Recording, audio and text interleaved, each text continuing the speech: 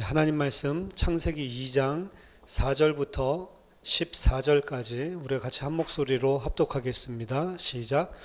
이것이 천지가 창조될 때에 하늘과 땅의 내력이니 여호와 하나님이 땅과 하늘을 만드시던 날에 여호와 하나님이 땅에 비를 내리지 아니하셨고 땅을 갈 사람도 없었으므로 들에는 초목이 아직 없었고 밭에는 채소가 나지 아니하였으며 안개만 땅에서 올라와 온 지면을 적셨더라. 여호와 하나님이 땅의 흙으로 사람을 지으시고 생기를 그 코에 불어넣으시니 사람이 생명이 되니라. 여호와 하나님이 동방의 에덴에 동산을 창설하시고 그 지으신 사람을 거기 두시니라. 여호와 하나님이 그 땅에서 보기에 아름답고 먹기에 좋은 나무가 나게 하시니 동산 가운데에는 생명나무와 선악을 알게 하는 나무도 있더라. 강이 에덴에서 흘러나와 동산을 적시고 거기서부터 갈라져 네 근원이 되었으니 첫째의 이름은 비손이라. 금이 있는 하윌라 온 땅에 둘렀으며 그 땅의 금은 순금이요 그곳에는 베델리엄과 호마노도 있으며 둘째 강의 이름은 기혼이라. 구스 온 땅을 둘렀고 셋째 강의 이름은 히데겔이라. 아수르 동쪽으로 흘렀으며 넷째 강은 유브라 되더라. 아멘. 오늘 창세기 2장에 있는 창조 이야기를 같이 시작을 하는데요. 창세기 1장의 창조 이야기와 창세기 2장의 창조 이야기는 그 순서, 창조의 순서 면에서도 그렇고 하나님을 묘사하는 그런 언어 면에서도 그렇고 여러 가지 면에서 좀 다른 그런 창조 이야기들을 보여주는 것 같습니다. 이게 이제 각각 다른 자료에서 왔다라고 이제 학자들은 이야기를 하죠. 그래서 앞에서 나온 것은 제사장적인 관심이 많기 때문에 창세기 1장은 피문서다, 제사장적인 문서다. 제사장적인 문서는 포로 후기, 포로 갔다 와서 쓰여진 문서를 이야기하거든요. 아주 오랜 후에 쓰여진 거다라고 보고, 그리고 창세기 2장에 있는 창조 이야기는 제2문서 혹은 이문서 이런 식으로 이야기를 하고 있습니다. 엄밀히 보면 우리가 정확하게 어디까지가 어떤 시대에 쓰여졌고 어디까지 있는 부분은 어떤 시대에 쓰여진 자료고 이거를 사실은 지금 성경에서 구분해 낼 수가 없습니다. 분명한 것은 자료를 활용하기는 활용했다라고 보는 거죠. 그게 모세가 됐든 아니면 포로 후기에 다른 선지자 에스라 같은 이런 선지자가 됐든 누구든 간에 뭔가 자료를 활용한 것은 분명한 것 같습니다. 하지만 전체적인 이야기를 볼 때는 사실은 편집한 최종적인 우리가 가지고 있는 성경에서는 그거를 구분해 낼 수 있는 사람이 없어요. 그래서 1900년대에 한 50년 동안 그걸 갖다 잘라내고 성경 안에 이건 이 자료에서 왔다 저건 저 자료에서 왔다 이런 작업들을 했지만 이런 것들은 불가능하다라는 결론이 이미 난 상태입니다. 아무튼 창세기 2장에 있는 창조 이야기는 창세기 1장에 있는 창조 이야기와 엄격하게 본다면 연대기적으로 다르게 이야기를 하고 있어요. 창조의 순서에 따라서요. 이것을 이제 이스라엘 유대인 방식으로 우리가 생각을 해본다면 리텔링 스토리라고 하는 겁니다. 이스라엘은 성경에 예를 들어서 어떤 똑같은 이야기를 반복적으로 이야기할 때 어떤 상황에 맞게 또 어떤 목적을 가지고 어떤 신학적인 목적을 가지고 다시 이야기를 풀어서 하는 경우들이 많아요. 그래서 예를 들면 스데반이 설교를 한 것도 어떻게 보면 그때 1세기에 있었던 리텔링 스토리를 다시 이야기하는데 자신이 원하는 그 목적을 가지고 설교를 하기 위해서 성경 전체 이야기를 풀어주죠. 따라서 이런 관점에서 본다면 창세기 2장은 창세기 1장에 있었던 창조 이야기를 어떤 목적을 가지고 다시 리텔링 스토리 한다라고 볼 수도 있는 겁니다. 4절에 보니까 이것이 천지가 창조될 때에 하늘과 땅의 내력이다라고 이야기가 되어 있는데 이게 바로 그 유명한 창세기에 나와 있는 톨레도 포뮬러라고 하는 겁니다. 예를 들어서 이제 족보 이야기들이 나올 때 이 톨레도 포뮬러가 많이 나오죠. 아브라함 이야기가 나올 때도 창세기 11장 27절에 데라의 족보는 이러하니라 라고 하는 걸로 시작을 하고 있습니다. 이게 이제 족보라고 이제 번역이 되기도 하고, 창세기 2장 4절에서는 똑같은 톨레도시라는 단어를 족보라고 이야기하지 않고 여기서는 내력이니라고 했을 뿐이지만 히브리어로 보면은 똑같이 톨레도시라는 거예요. 톨레도는 족보 혹은 어떤 이야기, 족보나 그런 과거를 내력을 알 수 있는 이야기들, 이런 것들을 표현할 때 양쪽으로 다 설명을 하고 있는 겁니다. 학자들은 성경을 뭔가 딱 합리적으로 논리적으로 딱딱 구조가 나누어 떨어지기를 원해요. 이 톨레도 포뮬러도 마찬가지예요. 톨레도 포뮬러를 이렇게 말하는 학자들이 있습니다. 창세기 1장부터 11장까지가 원시 역사잖아요. 원시 역사고, 창세기 12장부터 50장까지가 이제 족장들, 아브라함, 이삭, 야곱, 요셉, 이 4명 이야기가 나오면서 족장 시대, 족장의 역사들, 이걸 나타내니까 그 전과 그 후가 역사적으로 나뉜단 말이에요. 연대기적으로. 이 톨레도 포뮬러가 창세기 1장에서 11장까지 몇 개가 나오냐면 5개가 나옵니다. 그리고 이 학자들이 주장하기를 창세기 12장, 아브라함 역사부터 요셉까지 50장까지 또 톨레도 포뮬러가 5개 나온다라고 이야기를 해요. 근데 사실은 6개가 나오거든요. 왜냐하면 괜히 쓸데없이 에서의 족보가 나와요. 에서 족보는 나올 필요가 없는데 갑자기 에서 족보가 나오는 바람에 이 5개 하면 너무 오경 그리고 오 이렇게 하면 너무 딱 이게 발견했다라고 이야기하고 싶은데 6개가 나오니까, 그러니까 에서 이야기는 중요하지 않으니까 에서 족보는 가로치고 뒤에도 5개고 여기도 5개다 이렇게 주장을 합니다. 근데 성경이 보면 하나님이 일부러 그렇게 하신 것 같아요. 이렇게 딱딱 나누어 떨어지지 않는 게 너무 많아요. 뭔가 이거 하나만 없으면 딱 톨레도 포뮬러가 5 이렇게 좀 밸런스를 가지고 있으면 우리가 이야기하고 설명할 때도 대단한 걸 발견했다고 이야기를 할 수 있고, 성경도 딱 이 프레임을 정확하게 틀을 잡을 수가 있는데 성경이 틀이 안 잡힌단 말이죠. 성경은 우리가 100% 하나님이 아시는 것처럼 알 수도 없고, 하나님이 주실 때 100% 하나님이 의도하신 대로 우리가 깨달을 수도 없습니다. 그걸 인정을 해야 됩니다. 우리가 생각하는 틀에 하나님이 갇히지 않는 영역이 분명히 존재를 하는 겁니다. 그렇기 때문에 이제 톨레도 포뮬러가 처음 나오잖아요. 그러니까 톨레도 포뮬러가 처음 나오니까 앞에 있는 것들은 톨레도 포뮬러가 없단 말이에요.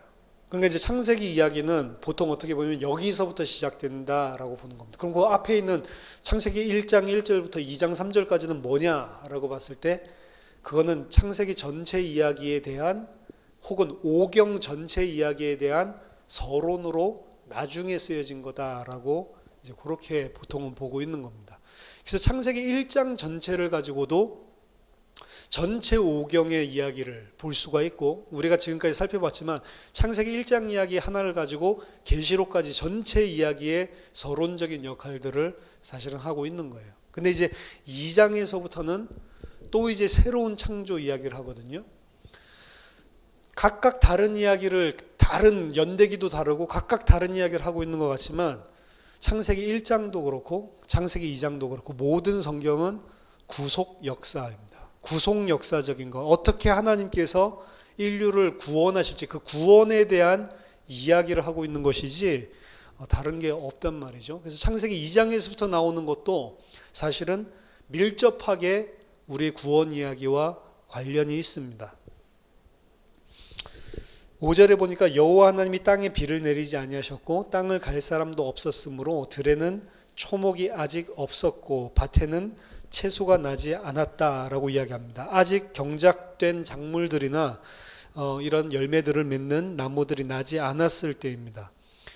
본문상에서는 아직 작물들이 나지 않은 2가지 이유에 대해서 병렬법을 통해서 이야기를 하고 있는데, 첫째는 하나님이 땅에 비를 내리지 않았기 때문에, 그리고 두 번째는 땅을 갈 사람이 없었기 때문에, 이 2가지 이유로 아직 이런 밭에 채소와 초목이 없었다라고 이야기를 합니다.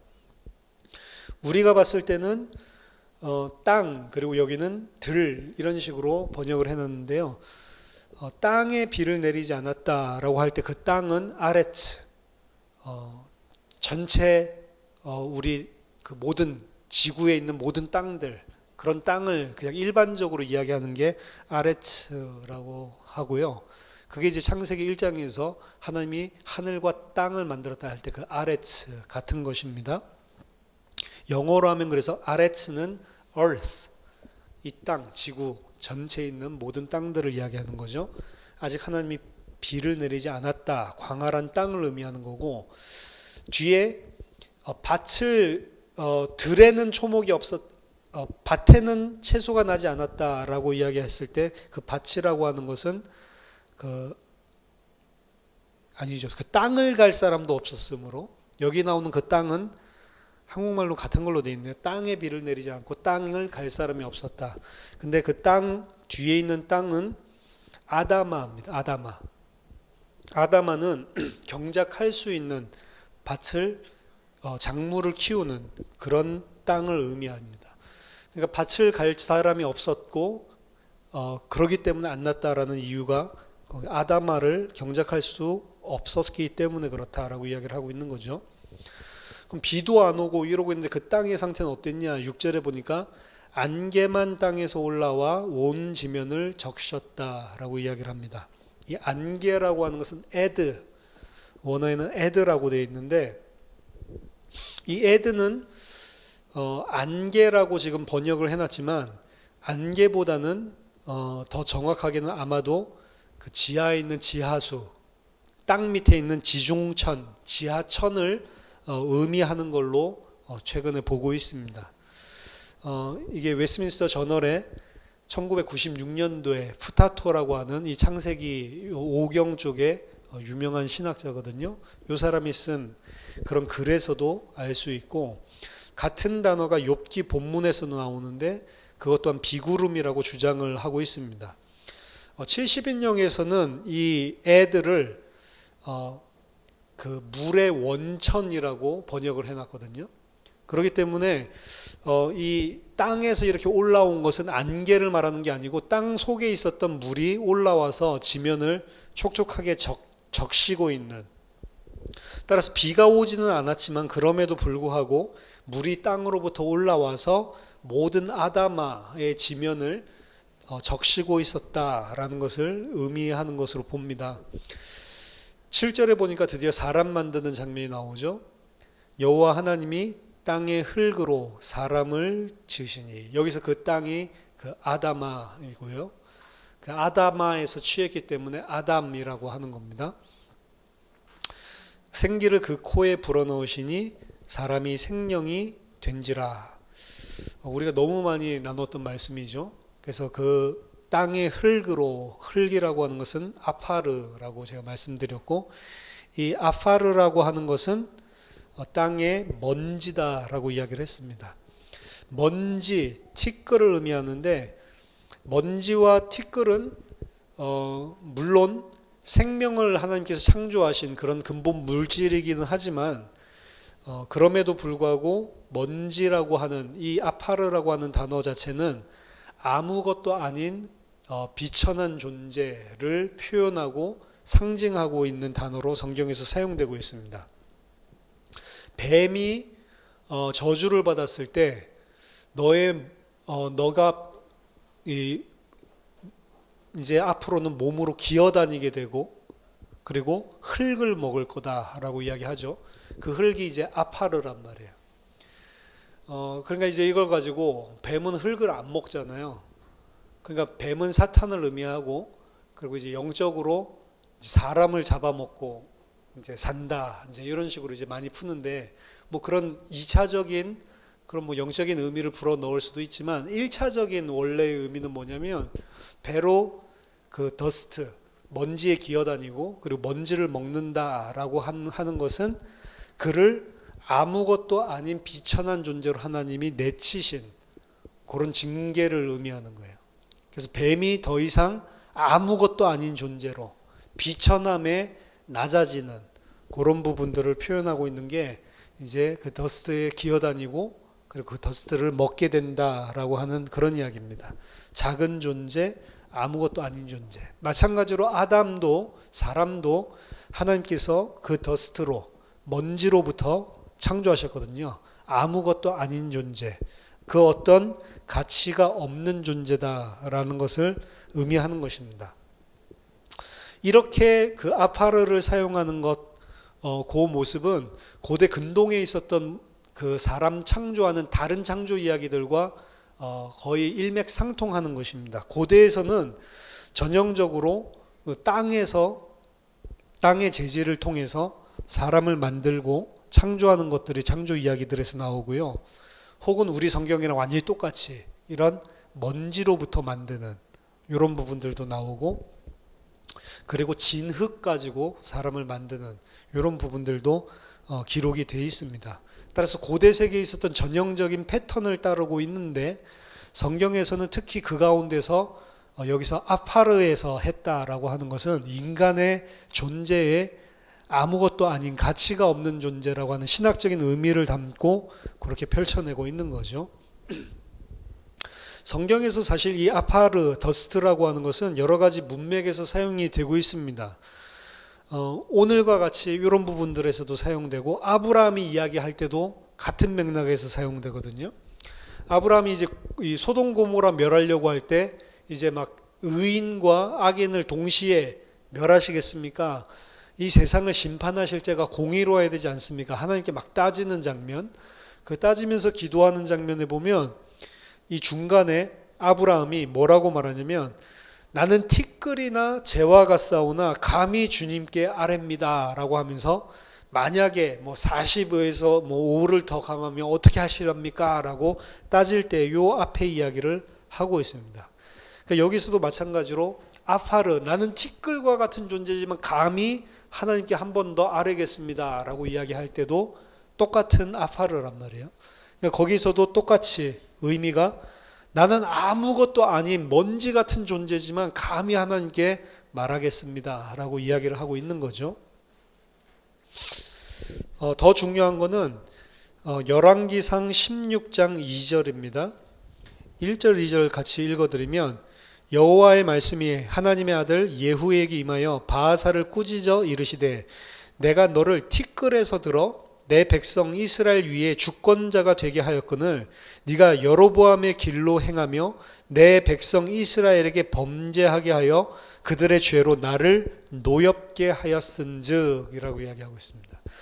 그러니까 이 바하사라고 하는 북이스라엘의 왕이 여로보암의 길로 갔다라는 것은 우상숭배를 행하고 백성들을 우상숭배하게끔 했다는 거죠. 근데 그 바하사를 어떻게 했다고 하냐면, 내가 너를 티끌에서 들어 내 백성 이스라엘의 주권자가 되게 했다, 왕이 되게 했다라고 이야기를 하고 있습니다. 따라서 그 장면이 바로 창세기 2장이랑 굉장히 흡사한 거예요. 티끌에서부터 아담을 만들어서 왕이 되게 한 거거든요. 그러니까 아무것도 아닌 존재를 하나님이 들어서 주권자로 삼는, 그 바하사에게 했던 것과 아담에게 했던 것이 사실은 동일한 표현으로 아파르에서 왕이 되게 했다라는 데서 이야기가 나옵니다. 이 티끌이라고 하는 이미지가 바하사에 대한 몰락에서도 계속되어지고 있는데, 하나님이 그 바하사, 우상숭배의 여로보암의 길로 갔던 그 바하사를 어떻게 한다고 하냐면, 내가 너 바하사와 네 집을 쓸어버리겠다. 그러니까 빗자루로, 티끌이니까 쓸어버리겠다. 티끌이었던 존재가 왕으로 삼았는데 다시 티끌로 만들겠다라고 하는 거죠. 이게 이제 나중에 아담에게 가면, 아담이 범죄하고 난 다음에 너는 티끌이니 티끌로 돌아갈지니라 라고 하는, 이 바하사 이야기랑 아담 이야기를 지금 오버랩돼서 이야기를 하고 있는 거예요.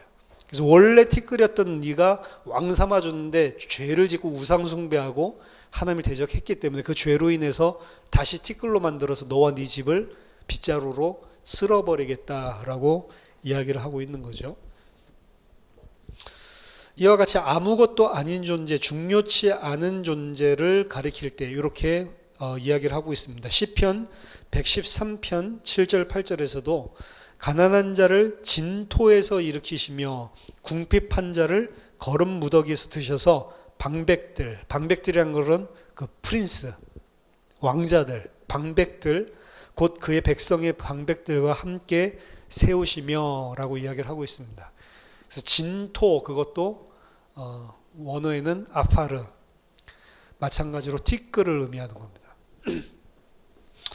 그래서 진토, 티끌, 요거는 전부 다 아파르에서 온 거고, 그 진토, 티끌에서 왕권으로, 생명으로, 부로, 통치자로 하나님께서 세우시는 그 부분들이 성경에는 쭉 깔려 있단 말이에요. 그런데 불구하고 이 은혜와 사랑을 모르고 죄를 지어서 나중에 다시 그 진토로, 티끌로 낮아지는 이런 부분들을 보여주죠. 따라서 이런 전체적인 용례를 봤을 때 아담이라고 하는 존재는 원래 아무것도 아닌 존재, 먼지, 진토에서 왕으로 승귀했음을 알 수가 있습니다. 힘없고 아무것도 아닌 연약한 존재를 하나님이 높여주신 거죠. 따라서 아담은 뭘 대표하냐면 사람의 대표인데, 사람은 어떤 존재냐면 힘이 없고 아무것도 아닌 연약한 존재다라고 하는 것을 창세기 2장에서 분명히 그런 인간론을 보여주고 있습니다. 그래서 아담의 창조를 거의 구속과 비슷하다, 구원과 비슷하다라고 보는 거예요. 아무것도 아닌 존재, 비천함에서 높은 지위로 승격됐기 때문에 티끌이었었던 상태를 구원받아야 될 상태, 그리고 하나님께서 그를 높이신 그 승기의 상태를 이제 구원받은 왕권으로의 변화라고 볼 수가 있는 거죠. 그래서 창세기에서 나오는 이 아담에서 보여주는 인간론도, 인간은 원래부터 하나님의 생명이 필요하고 하나님이 높여주지 않으면 안 되는 티끌이라는 존재를 분명하게 창조 자체에서도 보여주고 있는 겁니다. 그래서 창조는 1장 할 때 이야기했죠. 구속을 이미 내포하고 있다라고 이야기를 했잖아요. 그래서 반드시 야바샤가 나오고, 그리고 인간이 창조되는, 하나님의 백성이 창조되는 것들을 창세기 1장에서부터 보여주고 있죠. 그게 이미 출애굽기의 구원을 창세기 1장에서 보여주는 거다라고 이야기했잖아요. 그리고 그 야바샤라고 하는 것도 정확하게 말하면 그냥 말라있는 땅이 아니고 아예 먼지가 풀풀 나는 그런 사막과 같은 땅을 의미하거든요.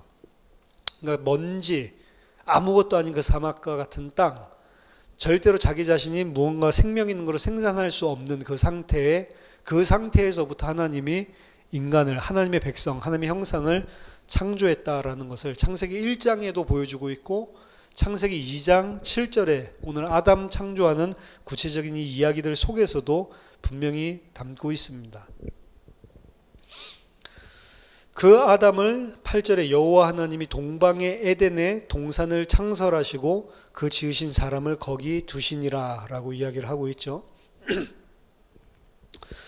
동산은 아담이 통치해야 되고, 그리고 지켜야 되고, 그리고 경작해야 되는 왕국과 같은 것인데, 고대 세계에서 왕권에 대한 가장 중요한 은유 중에 하나가 바로 동산입니다. 그래서 제가 말씀드렸지만 큰 왕은 왕궁도 짓지만 옆에다가 큰 정원들을, 동산을 짓는다고 이야기를 했죠. 그리고 거기에 있는 각종 동물들, 그리고 식물들, 새들에게 이름을 지어주는 그런 일들을 솔로몬이 했고, 그리고 많은 왕들이 했습니다.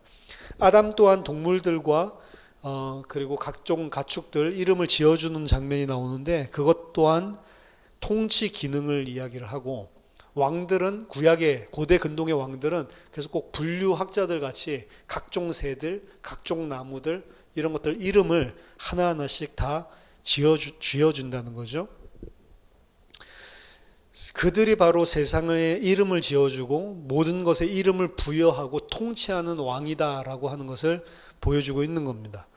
이것이 바로 아담이 이름 짓는 모습이고, 어떤 면에서는 이러한 생명을 주고 통치하는 이런 모습들 속에서 아담이 두 번째 아담인 예수 그리스도의 모형이라고 봤을 때 바로 그 마지막 아담이 생명을 주고 그리고 통치하는 왕이다라고 하는 것을 연결시켜서 보여주는 거죠. 그래서 바울이 아담을 그리스도의 모형이다라고 이야기를 하고 있는 겁니다.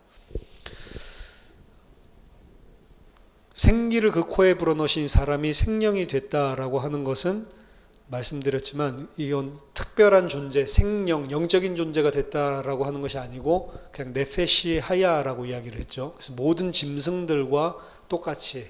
하지만 사람은 다른 점이 하나님의 형상으로 지어졌다. 1장에 나와 있고, 그리고 여기서 특별히 그 코에 생기를 불어넣었다라고 하는 것이 나와 있죠. 그것이 이제 하나님의 형상답게 만들어주는, 그래서 하나님을 인지하고 그리고 창조주 하나님을 알 수 있는, 하나님과 교제할 수 있는 그런 존재로 인간만 특별하게 만드시고 인간을 높여주신 겁니다. 8절에서 여호와 하나님이 동방에 에덴의 동산을 창설하셨다라고 되어 있는데, 원어를 정확하게 보면 여호와 하나님이 에덴의 동쪽에 동산을 창설하셨다, 이렇게 보는 게 더 정확합니다. 그러니까 에덴이라고 하는 지역은 넓은 지역이죠. 그 에덴이라고 하는 넓은 지역들 가운데 동쪽에 지었다라고 이야기를 하는데, 동쪽 브케뎀이라고 하는데, 이 케뎀이라고 하는 것은 방위로 봤을 때, 동서남북 방위로 봤을 때는 동쪽 방향을 이야기하는 단어고요. 케뎀이라고 하는 단어가. 근데 이것을 공간적인 의미로 보면 동쪽이 아니고, 공간적으로 보면 무엇의 앞에, in front of, 공간적으로는 무엇의 앞에라는 의미가 있는 단어가 케뎀이고, 시간적으로 본다면 고대, 아주 오래 전에, ancient time, 완전 고대의 시간에, 이런 의미도 담고 있는 겁니다. 그래서 동쪽, 에덴의 동쪽에다가 지었다라고 보지 않고, 요거를 고대, 아주 옛날에 하나님께서 이 에덴을 창설하셨다라고 이야기를 해석할 수도 있단 말이에요. 근데 동쪽이라는 의미를 놓치지 않는 게 중요하지만, 어떤 의미에서는 이 고대라고 하는 것도 굉장히 이 케뎀이라는 단어를 해석할 때 중요한 역할을 할 수가 있어요. 그래서 창세기 1장 2절 보면 하나님의 영이 수면에 운행하면서 창조가 시작됐는데, 그 노아 홍수 때에 창세기 8장 1절에 하나님이 바람을 부르셔서 이 물이 감하게 되죠. 그 불 때 그 바람 부는 그 바람 자체가 성령과 똑같은 루아흐라고 이야기를 했죠. 창세기 1장 2절에 불었던 그 루아흐랑 똑같은 것들을 보여주고, 그게 나중에 홍해에 또 나타난다고 그랬죠. 홍해에서는 뭐가 분다고, 동풍이 분다고 했죠. 동풍. 근데 그 동풍을 좀 전에 시간적인 개념으로, 방위의 개념으로 안 하고 시간적인 개념으로 해석을 한다면, 고대의 그 바람이 불어왔다. 그 고대의 바람은 뭐냐? 창세기 1장 2절에 불었던 그 바람, 그 영. 그리고 창세기 8장 1절 노아 시대 때 불었던 그 바람, 그 영. 이렇게 이제 사실은 이 동풍이라고 해석을 안 하고 고대의 바람이라고 해석을 해버리면, 이게 출애굽기에 나온 바람이 창세기의 1장과 창세기 8장에 있었던 그 바람, 이렇게 이야기가 해석이 되는 거죠. 그래서 동풍이 사실은 등장을 하는 거예요. 바람의 방향이 동쪽이다라는 것을 이야기하는 것보다는 그게 바로 그 창조 행위를 했을 때 하나님이 불었던 그 바람, 그게 출애굽기 14장에서 또 부는 거다라고 볼 수가 있는 거죠. 하지만 여전히 이 동쪽이라고 해석하는 것은 여전히 중요한 의미를 담고 있습니다. 보면은 아담을 취한 그 땅과 에덴 동산의 그 땅은 다른 땅이에요. 그렇죠?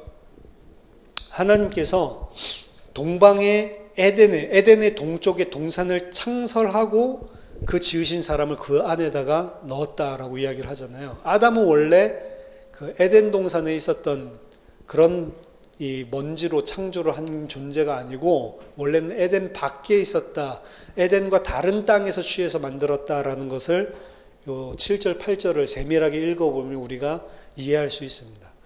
그러니까 원래 아담이 속한 땅은 에덴 동산이 아니란 말이에요. 하나님께서 이 아담을 만들어서 그 안으로 집어넣어 주신 거죠. 그래서 이 아담의 이야기가 사실은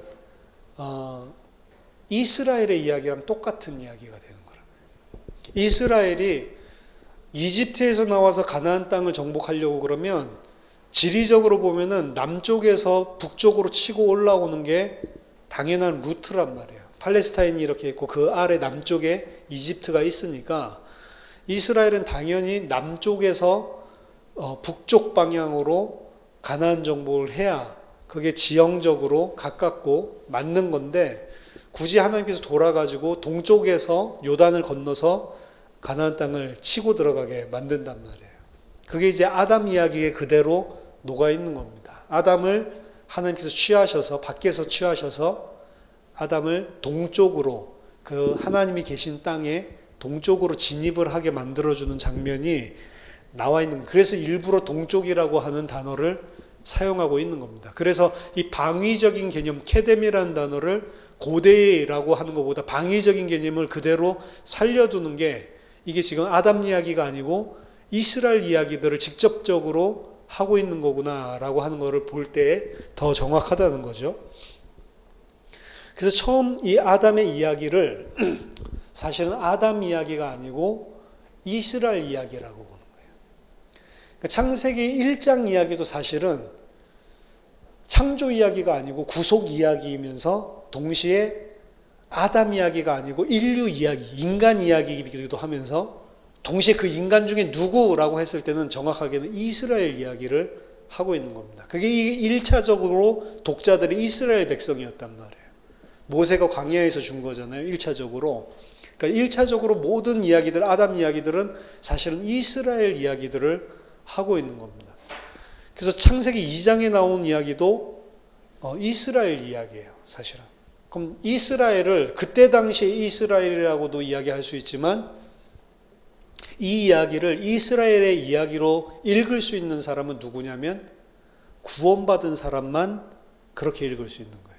안 그러면 이거는 옛날에 무슨 성경에서 이야기하는 처음에 하나님께서 지었다는 한 커플에 대한 이야기로밖에 못 읽는 겁니다. 그렇지만 우리가 이스라엘이라면, 그리고 우리가 정말로 영적인 이스라엘, 우리가 어떤 상태에서 구원받았고 하나님이 어떻게 하셨는지를 아는 사람이라면 이걸 읽을 때, 아, 이거는 내 이야기구나, 하나님의 백성들에 대한 이야기구나 라고 하는 거를 금방 눈치챌 수가 있는 거죠.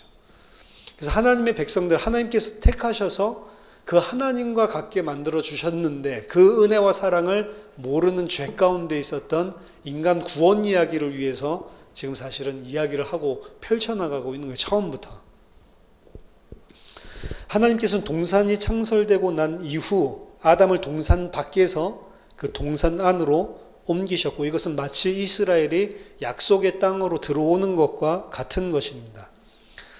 이 사실은 결국에 이 땅에서 추방될 수도 있다라고 하는 것이 사실은 내포되어 있는 거예요. 원래 아담이 속한 곳이 아니기 때문에.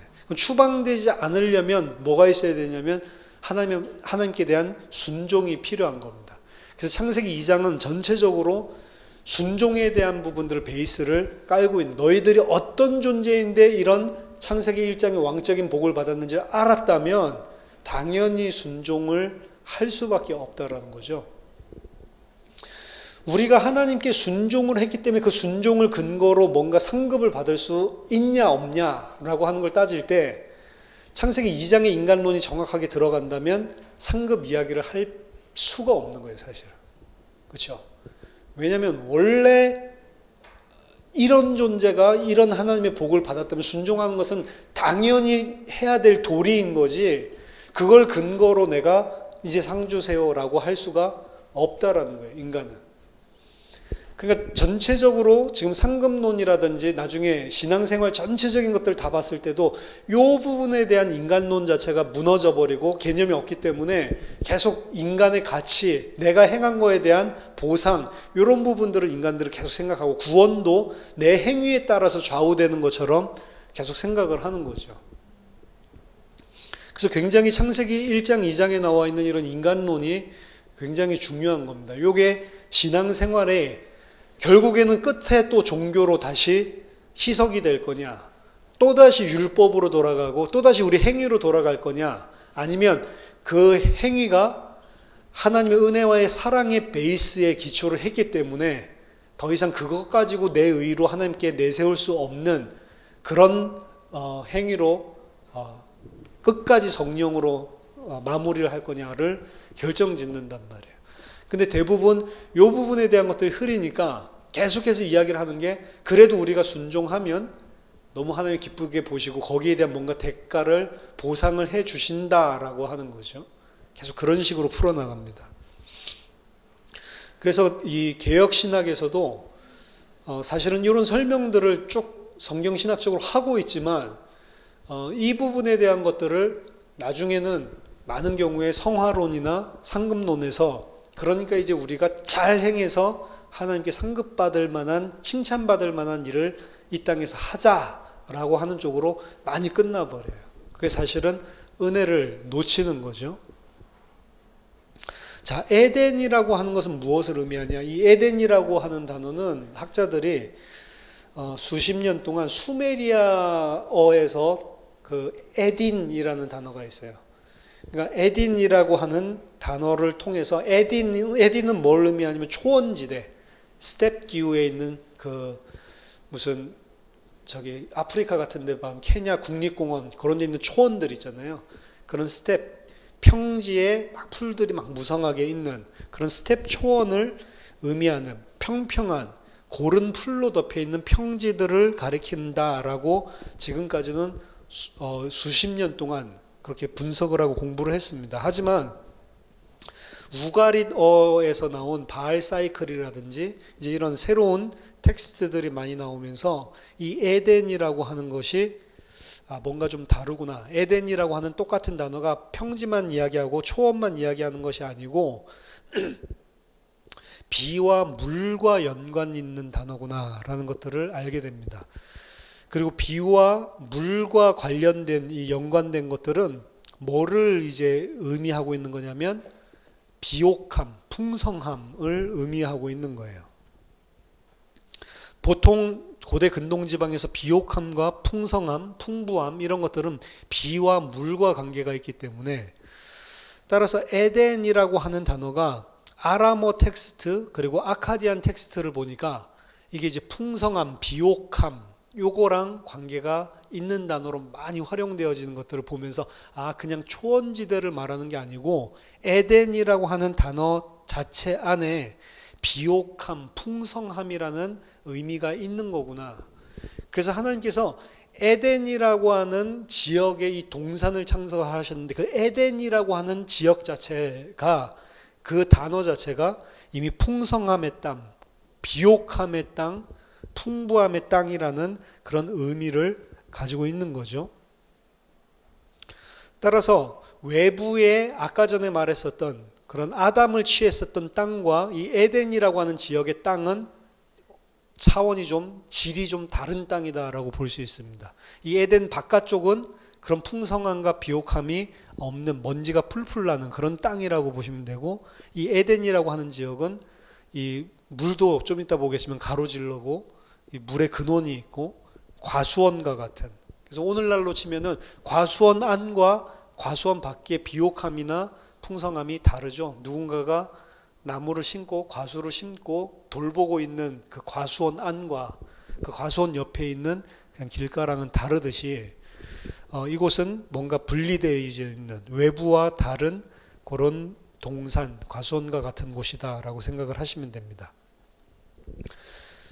에덴이라고 하는 단어가 창세기에 한 번 더 등장을 하는데 그게 어디냐면 창세기 18장 12절입니다. 거기서 사라가 명년에 네가 아들을 가질 거다라고 이야기를 했더니 나의 주인도 늙었고 사라도 이제 경수가 다 끊어졌다고 했죠. 그렇기 때문에 나의 주인이 늙으니 내게 어찌 즐거움이 있으리요 라고 돼 있는데 그 즐거움이 어찌 에드나가 있으리요 에덴이 있으리요 에덴을 여성형으로 바꿔서 에데나라고 이야기를 하는 겁니다.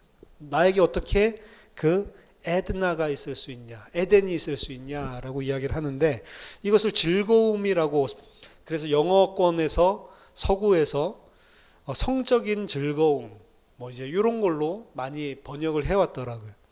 NIV도 마찬가지로 즐거움으로 번역을 해놨습니다. 하지만 이러한 해석은 현대적인 해석이고 아까 전에 에덴이 풍성함, 비옥함을 나타난다고 했죠. 여기서의 강조점은 그런 성적인 즐거움이 아니고 어떻게 내가 다시 아기를 가질 수 있겠냐, 그 생산성, fertility. 그래서 내가 어떻게 다시 이런 생산해낼 수 있는 그런 풍성함, 비옥함이 있을 수 있겠냐라는 그런 의미를 하고 있는 겁니다. 그래서 사라를 이 에덴 동산 쪽으로 같이 연결을 지어서 그 풍성함, 비옥함, 생명력에 대한 부분들을 같이 대조해서 보여주고 있는 거죠. 따라서 여성을 그 땅으로 사실은 그 고대 근동에서는 생각을 했고, 남성을 그 씨를 뿌리는 농부로 생각을 했습니다. 그래서 남성이 씨를 밭에 뿌려서 그 밭이 비옥하면, 풍성한 땅이면, 생산성이 있는 땅이면, 그러면 이제 씨가 열매를 맺고 그리고 태에서 자녀들을 생산을 하는 거죠. 그래서 밭 중에는 비옥한 땅도 있고 척박한 땅도 있듯이, 이제 그 사라의 상태는 이제 나이가 많아서 경수가 끊어졌기 때문에 그 척박한 땅이 됐다는 거죠. 내가 나이가 많아서 늙었고 내 주인도 나이가 많아서 늙었는데 어떻게 우리에게 에드나가 있을 수 있겠냐라고 하는, 어떻게 다시 우리가 그런 그 풍성함, 생명력, 다시 임신할 수 있는 이런 것들을 할 수 있냐라고 이야기를 하는 거죠. 그래서 에덴 자체는 그 자체의 의미가 이런 생명력, 그리고 생산력, 비옥함을 의미하는 것이다 라는 것들을 거기서도 18장에서도 다시 한번 확인을 할 수가 있습니다. 자, 9절에 보니까 여호와 하나님이 그 땅에서 보기에 아름답고 먹기에 좋은 나무가 나게 하시니 동산 가운데에는 생명나무와 선악을 알게 하는 나무도 있더라. 여호와 하나님이 그 땅에서 보기에 아름답고 먹기에 좋은 나무가 나게 하셨다라고 이야기를 하고 있고, 그리고 동산 가운데에는 생명나무와 선악을 알게 하는 나무가 있었다라고 이야기를 했죠. 사실은 생명나무와 그리고 선악을 알게 하는 나무가 동산의 중앙에 있었다라고 하는 게 이제 9절에서 등장을 하는 겁니다. 하나님께서는 분명히 생명나무를 먹기를 원하셨고 선악을 알게 하는 나무를 먹지 않도록 원하셨다. 분명히 우리는 이렇게 생각할 수가 있는데, 만약 그게 정말로 하나님의 의도였다면 선악을 알게 하는 나무는 동산 가장자리에 잘 보이지 않는 곳에 숨겨놓고 생명나무만 가운데 심어놔야죠. 근데 하나님은 선악을 알게 하는 나무의 실과도, 나무도, 그리고 생명나무도 동산 중앙에다가 심어놨다라고 이야기를 지금 하고 있는 거거든요. 전체적인 그 비평학자들에 의하면 그곳에 생명나무가 있었다라고 하는 것은 후대에서 첨가를 한 거라고 이야기를 해요. 원래는 에덴 동산에 생명나무가 없었는데 생명나무가 있어야 되니까 나중에 후대들이 첨가한 걸로 보고 있습니다. 그 원래는 그 동산에는 선악을 알게 하는 나무 밖에 없었는데 후대가 첨가한 거라고 보는 거죠. 그럼 이제 사실은 원래 원어로 돌아갈수록, 그 오래된 고대 사본으로 돌아갈수록 어떻게 보면은 생명나무는 없고 선악과만 있는 거예요. 근데 이제 우리가 가지고 있는 이제 사본에는 이 두 개가 다 들어가 있는데 원어로 보면은 그게 첨가한 것이 이제 너무 명확해 보니까 이거 어느 시점에 리렉트했다, 뭔가를 수정을 했다, 첨가를 했다라고 이제 보고 있는 거죠. 제가 봤을 때는 선악과만 있는데 그러면 하나님이 안 되지 않나라는 생각에 생명나무를 누군가가 넣지 않았나, 이렇게 해서 사실은 생각을 합니다. 선악과만 있어야 되는데 사람의 생각에는 선악과만 그렇게 만들어 놓고 생명나무를 안 놔두면 좀 문제가 되지 않나라고 해서 그걸 갖다 이야기를 넣은 것 같아요. 그 뒤에 보면 생명나무가 나오니까 분명히 생명나무가 있기는 있는데 2장 9절에는 없다는 이야기죠. 그 말은 뭐냐면 어떤 의미에서는 생명나무는 동산 중앙에 없었을 수가 있다는 거죠. 오히려 생명나무가 동산 중앙에 잘 안 보이는데 어딘가 숨겨져 있고, 사람의 눈에 잘 보이는 선악과는 동산 중앙에 심어요. 거꾸로죠. 우리가 생각할 때는 꼭 선악과를 꽁꽁 숨겨놓고 생명나무를 중앙에 심어야 되는데, 창세기 3장을 보면 생명나무가 있기는 있었어요. 근데 중앙에 꼭 있었다라고 볼 수가 없었다는 취지에서 제가 말씀드리는 겁니다. 하나님이 진짜로 우리를 사랑하신다면 생명나무를 가장 잘 보이는 중앙에 심어 놓으시고, 선악과는 어디다가 그냥 숨겨놔야지, 잘 안 보이게. 왜? 유혹할 수 있으니까. 근데 사실은 거꾸로 하셨다는 거죠. 선악과를 가운데 심어 놓고 생명나무를 어디다가 잘 안 보이는 데 넣었을까. 근데 그렇게 하면 안 되니까 후대에서 생명나무도 그 옆에 있었대 라고 이야기를 할 가능성이 있는 거죠. 그럼 왜 동산 중앙에 잘 보이는 곳에 하나님 놓으셨나 라고 보면, 먹으라고. 먹지 말라고 말씀하셨지만 먹으라고 하는 겁니다. 왜 먹으라고 할까? 하나님은 이 부분을 이해를 잘 못하는데요. 웨스민스터 신앙 고백서에서도 나와 있고 전체적인 개혁 신학의 흐름은 하나님의 인간의 수준으로 이해하지 못하는 하나님의 전능하심과 지혜의 영역 속에서 인간이 선악을 알게 한 나무 실과를 따먹고 죄를 지을 것까지도 다 하나님이 작정 속에 들어가 있다는 거예요. 그것 때문에 이제 싫으니까, 그러면 하나님 뭐 하는 거, 우리 가지고 노는 거야 라고 생각이 드니까, 하나님 그러면 안 돼 라는 거에서 복잡하게 설명한 게, 제가 하나님의 절대 주권과 인간의 자유의지에서도 설명했지만 제1원인, 제2원인 이런 것들을 명백하게 나누는 거예요. 왜? 하나님은 악의 직접적인 생산자가 되면 안 되니까. 죄의 창시자가 하나님이 되게 할 수는 없으니까. 왜냐? 성경에서 하나님 죄와 관계없는 분이라고 말하는 부분들도 많이 있으니까. 그러니까 아담이 저걸 따먹게 놔두는 거는 하나님이 죄를 만드시는 거 아니냐. 본인이 죄를 짓게 하고 본인이 죄 지었다고 심판하는 거면 이거는 하나님의 성품이랑 뭐가 맞지 않는 거 아니냐라는 생각인 거예요. 근데 생각을 해보세요. 그리스도를 창세전에 하나님께서 우리를 위해 예비하셨다라고 이야기하죠. 그리스도라고 하는 직분은 언제 필요한 거예요? 죄를 지었을 경우에만 필요한 거잖아요.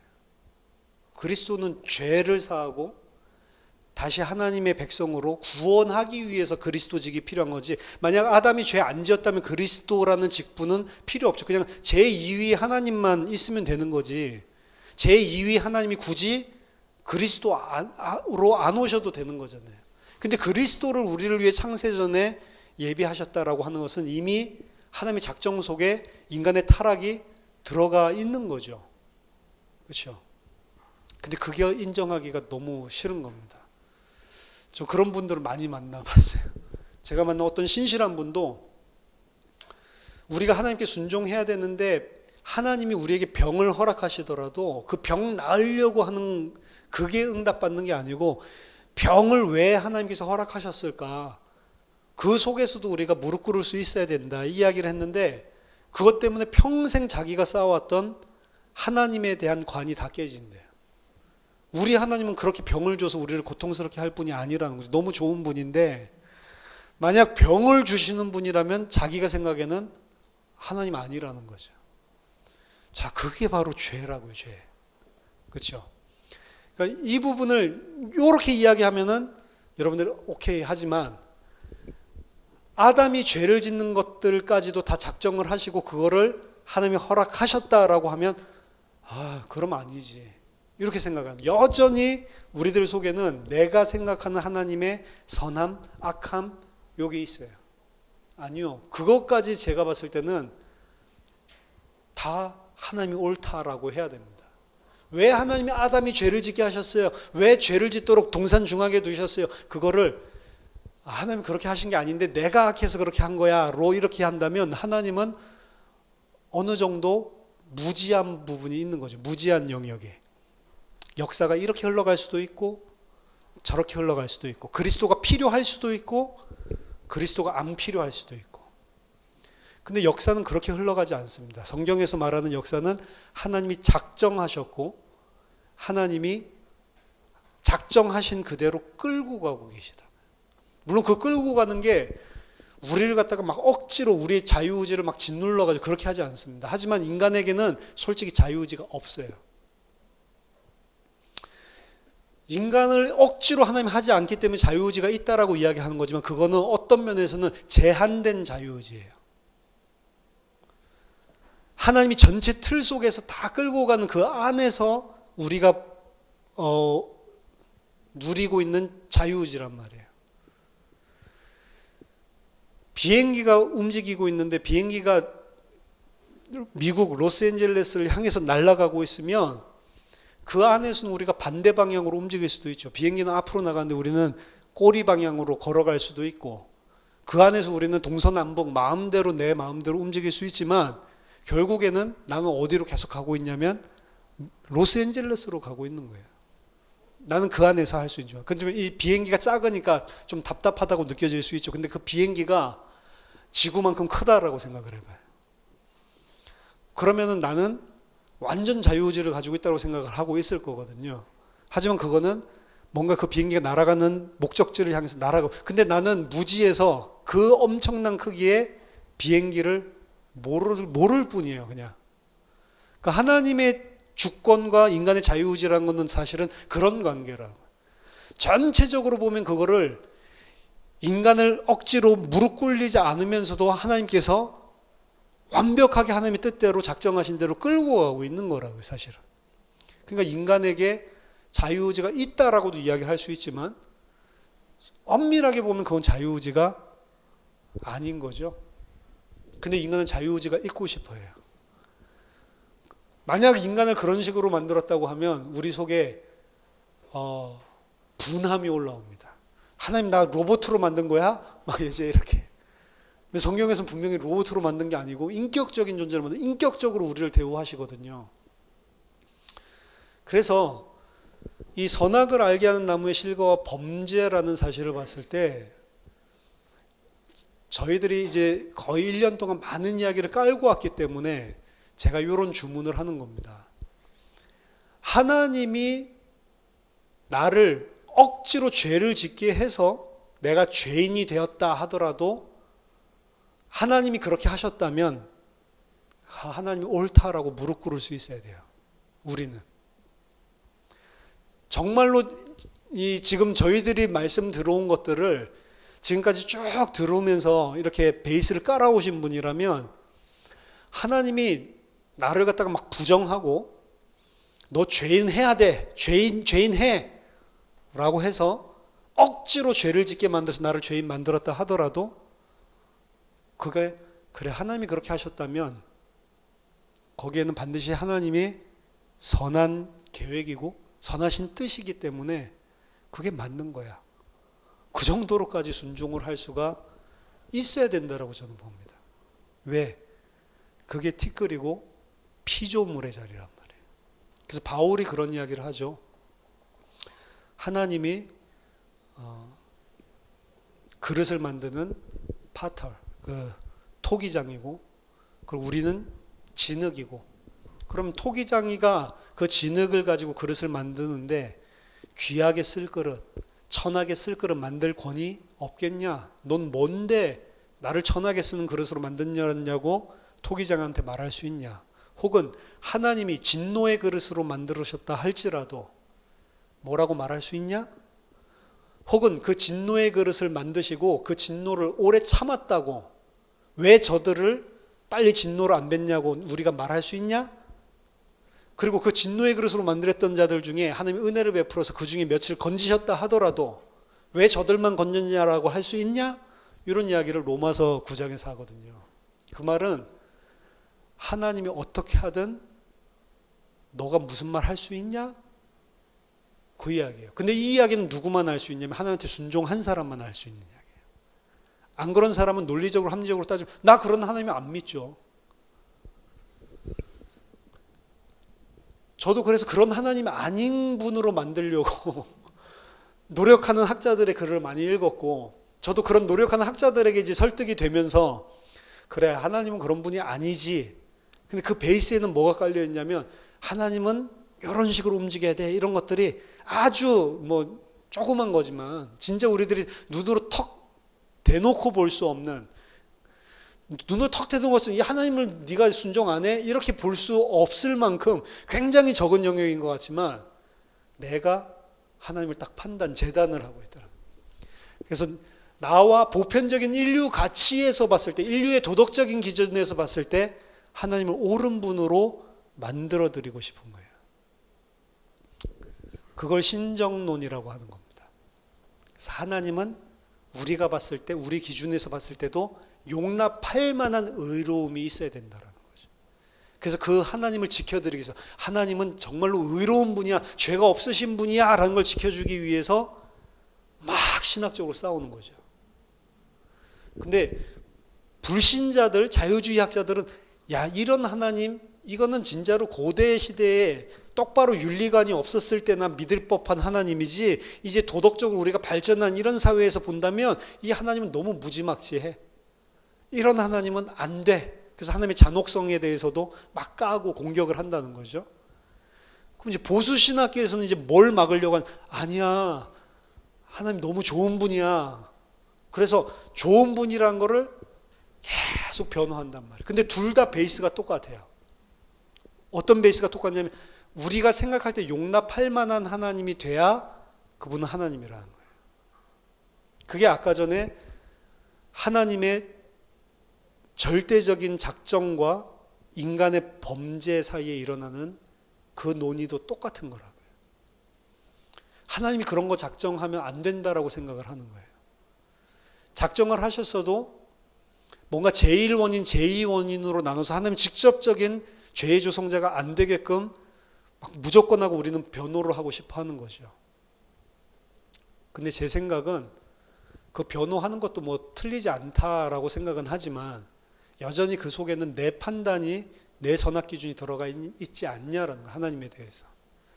하나님이 작정하셨을 때 제1원인, 제2원인 따질 필요 없이 죄 짓도록 작정하셨으면 그게 옳은 거죠. 왜 죄를 짓게 하셨을까? 그거는 웨스민스터 고백서의 비밀이다. 우리가 알 수 없는 신비다. 하지만 그 과정을 통해서 하나님의 누구신지를 우리에게 풍성하게 드러내시고 그 은혜와 사랑을 알게 하시는 그 하나님의 비밀스러운 계획 속에 그렇게 작정하신 거다라고 설명을 하고 있단 말이에요. 좌우지간 이것은 구원받은 하나님의 백성에게, 구원받았다라고 하는 것은 뭐 갑자기 우연히 구원받은 게 아니잖아요.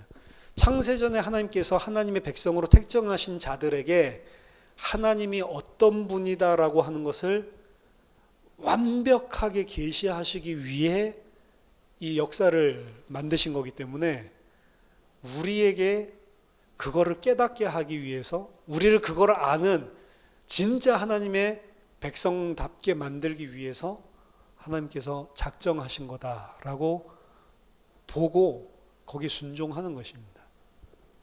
저는 이제는 아무런 문제가 없어요. 하나님이 직접적인 우리 인간 기준에서 죄의 조성자다, 성경을 보니까 라고 하더라도 저는 그러면 어때요? 하나님이 그렇게 하셨으면 그게 맞는 거지. 제가 봤을 때 순종은 거기까지 가야 되지 않나라고 생각을 합니다.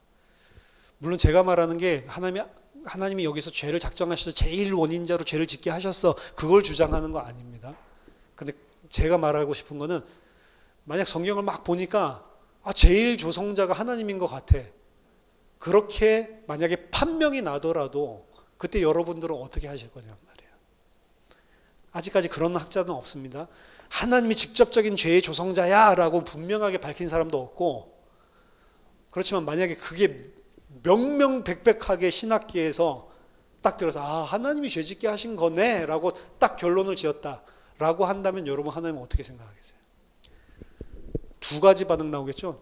지가 죄 짓게 해놓고 지가 심판한다고 이렇게 나오는 사람이 있을 거고, 당신이 죄를 짓게 하셨든 죄를 짓지 않게 하셨든 우리는 피조물이기 때문에 당신 하시는 일에 아무런 할 말이 없습니다. 당신이 하신 것은 다 옳습니다. 라고 아예 내 판단 무시하고 무릎 꿇는 사람. 전 딱 두 종류 나온다고 생각하거든요. 이 세상의 일반적인 지식이라면 전자의 반응이 대부분일 것입니다. 맞죠? 내가 선악의 판단 주관자가 돼서 그때는 하나님을 대적하고, 그런 하나님이라면 안 믿고 그런 게 성경책이라면 나는 이 성경 찢어버리겠다라고 이야기할 사람들이 대부분인 거죠. 근데 하나님의 진짜 백성이라면 그런 것들이 밝혀져도 하나님이 하셨다면 저희가 할 말이 없습니다 라고 그 토기장이 앞에 있는 진흙덩이처럼 나올 거라는 거죠. 그래서 선악과는 하나님의 작정 속에 그 선악과를 먹고 범죄하는 아담의 죄까지도 이미 다 작정되어 있었다는 것. 거기에 대해서 여러분들이 죄가 작정된 거구나 라고 편하게 하나님께 순종하고 넘어갈 수 있는 사람이 되면 진짜 순종하는 자다 이렇게 생각이 됩니다. 근데 대부분은 그렇게 안 되고 그렇게 하시면 하나님 너무한 거 아니야? 라는 생각을 하니까 문제가 된다는 거죠. 결과적으로 말하자면 우리는 이제 역사가 펼쳐졌기 때문에 아는 거지만 하나님의 작정 속에는 인간의 타락이 들어가 있었던 겁니다. 결과적으로. 하나님이 아셨구나.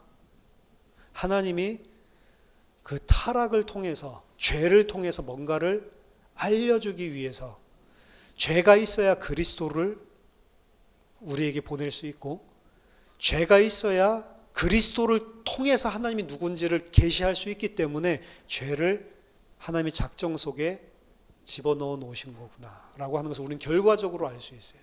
우리는 계속 원론적으로 아담 때 그렇게 안 했으면 되지 않냐라는 걸 이야기를 계속, 역사에 있지도 않았던 이야기를 가지고 계속 이야기를 하는 건데, 역사에 있는 이야기 가지고 딱 팩트들 가지고만 이야기해 본다면 원래 하나님이 작정 속에 그게 다 들어가 있는 거구나. 목적은 뭐예요?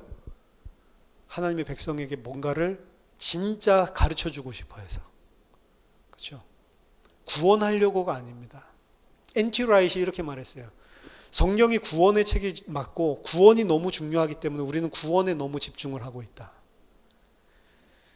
근데 성경은 구원 자체가 목적이 아니다. 왜? 구원은 이미 예정된 거잖아요. 구원 자체가 이 목적이 아니고 그 구원 자체보다 더 큰 근본적인 이야기를 볼 수 있어야 되는데 너무 구원 쪽으로만 본다는 거죠. 하나님은 우리를 구원하기 위해서 죄를 짓게 한 게 아니잖아요. 구원이 목적이 아니란 말입니다. 그렇죠? 구원이 너무 큰 거지만 구원은 원래부터 하나님께서 다 작정해 놓으신 자만 구원 받는 거고, 진짜 포커스는 어디 있냐면 그럼 이런 과정들을 통해서 왜 그런 구원이라는 걸 우리에게 경험을 하게 하지? 거기에 근본이 있어야 되는 거 아니에요? 근데 제가 그 근본을 보니까 우리에게 뭔가를 지금 알려주고 싶은 거예요. 근데 그게 뭐냐라고 봤을 때 늘 제가 이야기했지만 하나님은 창조주고 우리는 진짜 아무것도 아니구나. 아예 입에 토를 달 수가 없구나 라고 하는 거를 철저하게 우리가 배우고 하나님과 같은 존재가 되게 하시는 것 같아요. 그게 이 땅의 목적입니다. 그러니까 이 땅의 목적을 그렇게 봤을 때 모든 삶의 목표 지향점과 우리 신앙생활의 목표점과 내용들이 다 바뀌는 거예요. 사실은. 그것 때문에 우리의 목적을 당대 세계 복음화로 안 두고 하나님의 백성답게 하나님의 백성으로 사는 것에 포커스를 전환을 할 수밖에 없는 겁니다. 이게 인간론에서부터 나오는 거예요.